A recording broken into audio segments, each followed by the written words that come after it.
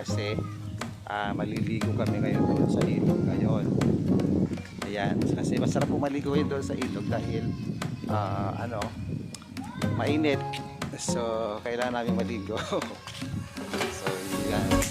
One eternity later. Kasama ko si Marco. Ayan. Maliligo kami sa ilog. Ayan. So, maglalakad kayo papunta doon. Okay.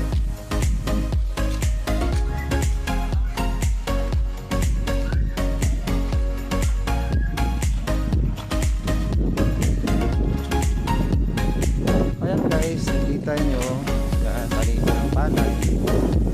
Ayan, makante, no? So, makante ang taliban ng palay. Bakit para walang palang palay ngayon para? Ha? I see. So, yan mga dahil guys, wala daw daluyan ng tubig papasok dito sa taniman ng palay. So, ayan po, dry na dry po yung ating taniman ng palay. And then, so makikita nyo na lang mga baboy, baka kamuti. Sila ay walang tanim dati nung nandito ko noon, may taniman ng palay ito, malawak sako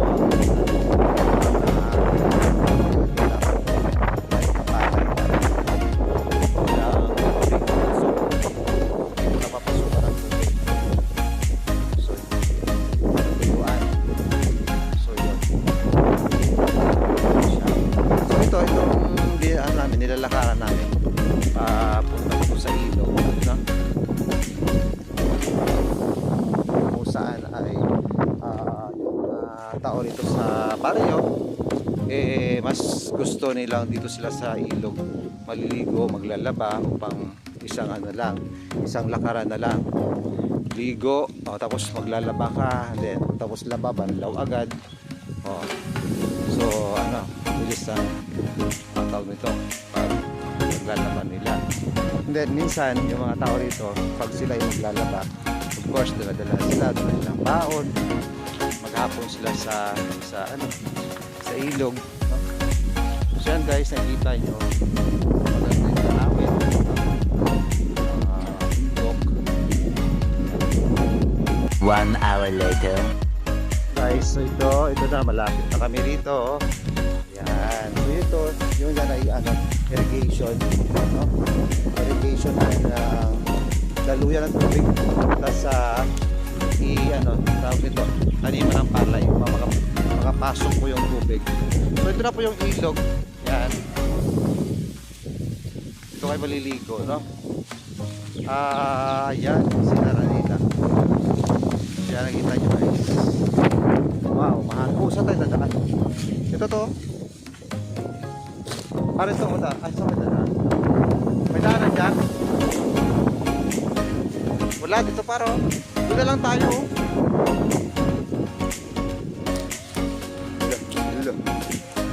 Oo. Yan, so yung aming yan na, yan. Yep. So yan. So ito guys, konti yung tubig dahil tinambakan na kung saan ay so yun.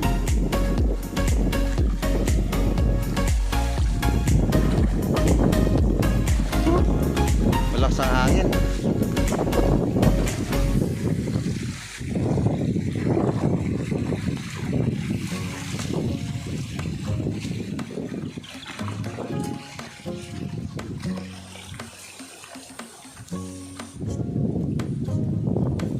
Tayo, wag dyan.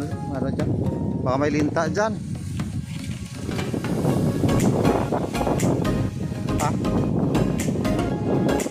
Yan.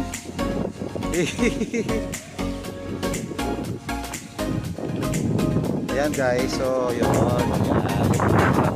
Ito kayo.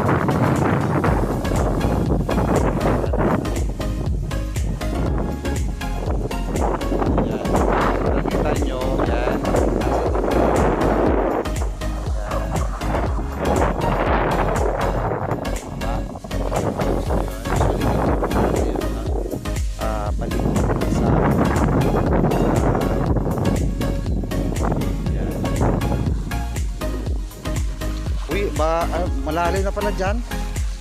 Uy, malalim na. Ha?